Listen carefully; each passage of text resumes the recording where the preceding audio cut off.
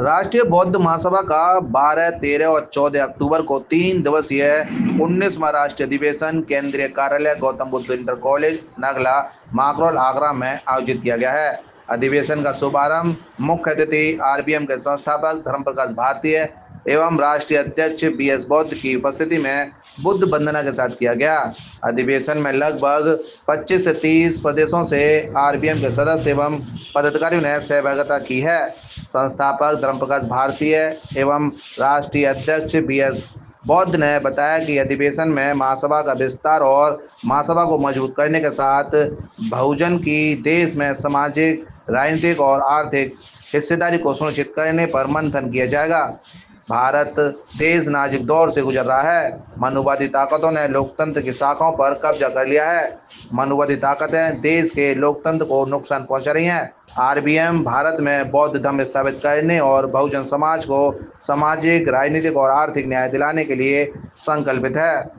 राष्ट्रीय बौद्ध महासभा का 19वां 3 दिवसीय राष्ट्रीय अधिवेशन है, यानी कि 18 वर्ष हम लोग राष्ट्रीय बौद्ध महासभा के माध्यम से संपूर्ण भारत में धम्म की गति को तेज करने में लगे हुए हैं और काफ़ी हद तक बुद्ध धम्म की गति भारत में तेज हुई है। और ये हमारा 3 दिन का रहता है। इसमें लगभग 25 राज्यों से हमारे राष्ट्रीय बौद्ध महासभा के प्रतिनिधि हैं। तो हम लोग ये करते हैं कि पिछले वर्ष हमने क्या काम किया है उसकी समीक्षा, अगले वर्ष हमको क्या काम करना है उसकी योजना तैयारी करना, और इस वर्ष में या आने वाले समय में क्या चल रहा है देश में आर्थिक रूप से, सामाजिक रूप से, धार्मिक रूप से, उसको ध्यान में रखते हुए हमें भारत को आगे ले जाने के लिए अपनी तैयारी करना, ये हमारा मुख्य उद्देश्य रहता है राष्ट्रीय अधिवेशन का। और खुशी की बात है कि राष्ट्रीय बौद्ध महासभा बड़ी तेजी से भारत में आगे बढ़ रही है।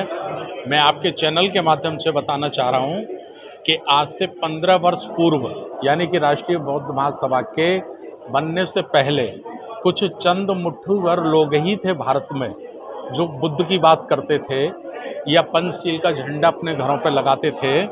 लेकिन मुझे बड़ी प्रसन्नता है कि राष्ट्रीय बौद्ध महासभा के माध्यम से हम इस भावना को तेज कर सके हैं और आज भारत के समस्त राजनीतिक नेता भी बुद्ध का नाम लेते हैं, पंचशील का पट्टा अपने गले में डालते हैं और अशोका धम्म विजयदशमी के मौके पर देश के कोने कोने में तो पंचशील का झंडा लोगों ने लगाया है, अशोका विजयदशमी मनाई है, बाबा साहब डॉक्टर अम्बेडकर जी का 70वां धम्म दीक्षा समारोह मनाया है।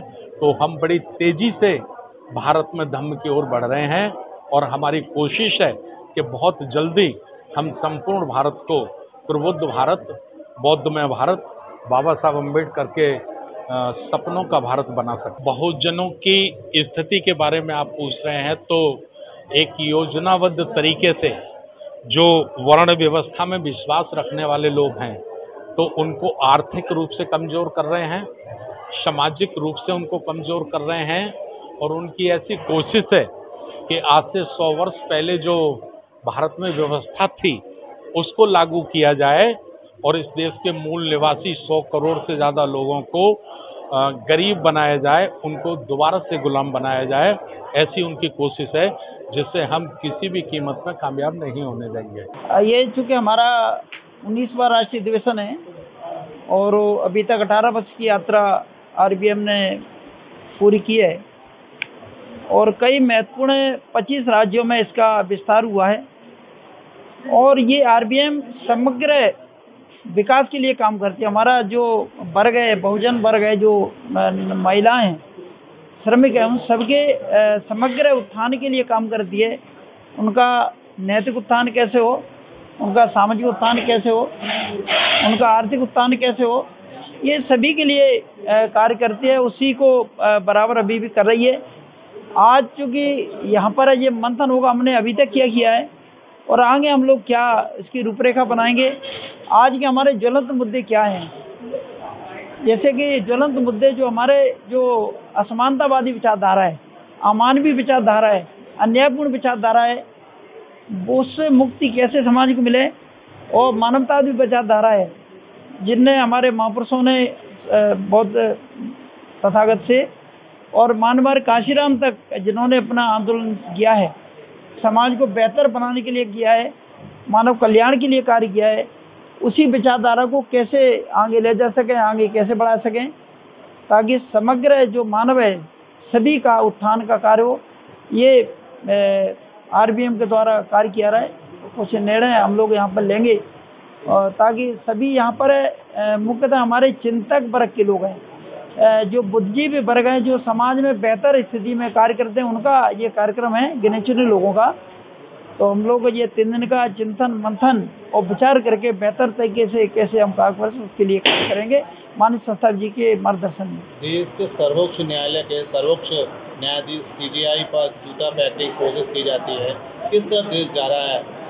यही बड़ी चिंता का विषय है। पिछले 1 सप्ताह में हमने कुछ देखा, हमारे कुछ बाबा और साधु भी इस तरह की भाषा बोलते हैं, और हमारी न्यायपालिका जो सर्वोच्च होती है, जो सभी जगह हमारे जो लोकतंत्र है उसका महत्वपूर्ण स्तंभ है, उसको भी किस तरह से डैमेज करने का मनुवाद के द्वारा प्रयास किया जा रहा है, वही बड़ी चिंता का विषय है। उस पर भी हम लोग जो है यहाँ पर बात कर रहे हैं, चिंता कर रहे हैं, और उसमें क्या उसके लिए करेंगे हम लोग बड़े साहस के साथ, दृढ़ता के साथ, और इसके लिए संघर्ष करने का जज्बा सब पैदा करेंगे। हम किसी भी हालत में मनुवाद को, जो असमानतावादी विचारधारा, उसको होने नहीं देंगे। हम लोग गांव और बाढ़ तक अपनी जो मानवतावादी जो संस्कृति है या मानवतावादी उद्देश्य है, या जो अन्याय, असमानता और जो भाईचारा बिगाड़ने का प्रयास किया जा रहा है, जो घृणा और जो लोगों में नफरत पैदा की जा रही है, उसके लिए कैसे दूर हो, इसके लिए हम लोग संकल्पित होकर कार्य करेंगे।